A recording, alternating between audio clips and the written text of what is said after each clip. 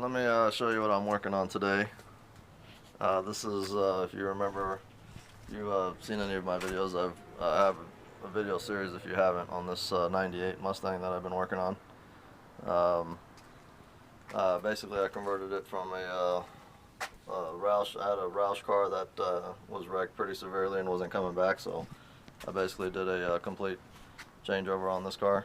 You can watch the videos on this. If you look at my channel, you'll be able to see everything I did to it. Or not everything, but most of it. Anyways, basically today what I'm working on is rolling the rear quarter panels. Let me show you that. This is my Roush motor for my 440A. Still waiting on that car to come back. But anyways, actually got a Fender rolling tool.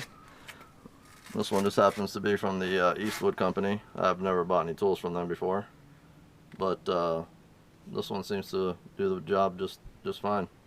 The rear quarters are a little harder to roll than a Fender because it's a double stack. There's basically two pieces of sheet metal and they're tack welded together, and it's really tough back here. So I'm using the roller, and it did a really good job on the other side.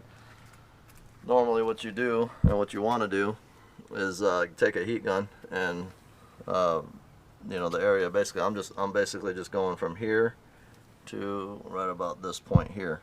I'm not rolling anything down there. I don't need it because that's where my tire is shredding, and I'll show you that here in a minute.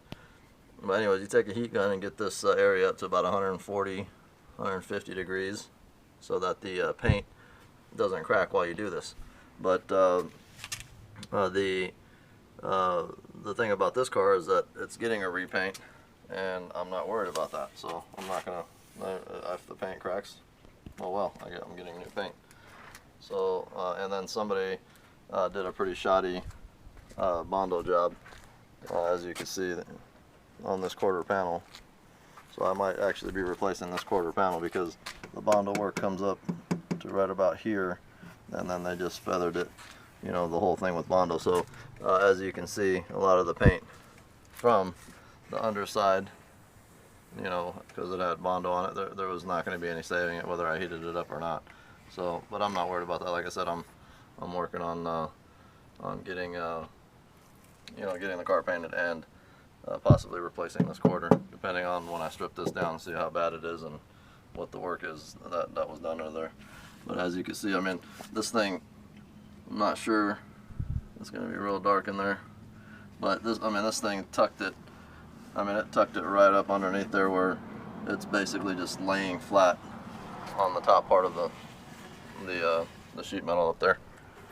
And again, the reason I'm doing this, and some of you might be you know, looking into doing this yourselves also, is because I've got a pretty expensive set of tires here.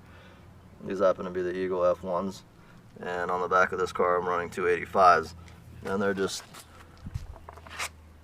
getting shredded. I mean, they're getting shredded.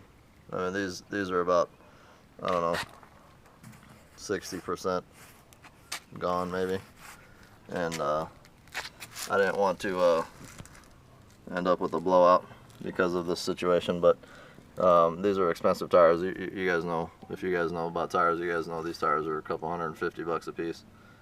So $1,000 set of tires, I gotta watch out for them. So anyways, a little late on this one, but this, I'll get a little bit more use out of these, and we'll call it even on that. But on my next set, I definitely don't want this happening.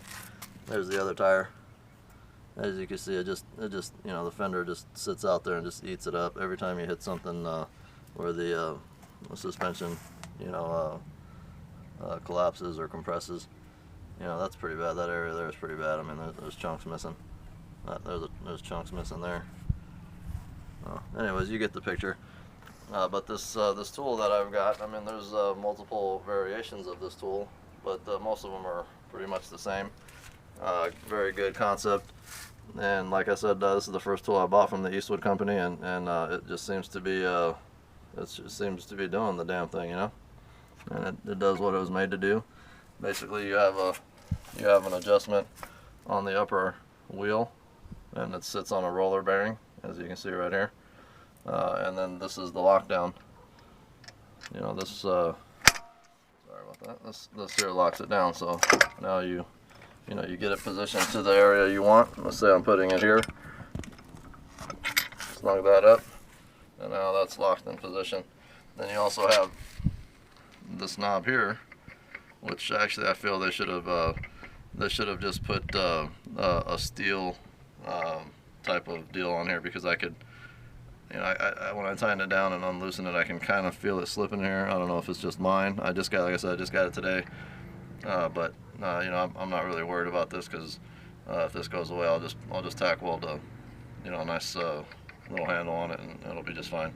But the overall piece, I mean, it's basically built out of, you know, this is, I think, 1/4 inch steel, and this plate looks like it's 1/4 inch steel, and I think this might be 1/8 inch, you know, for the main arm, and you know, 1/8 inch. I mean, this tool is not, you're not going to damage this tool if you use it correctly.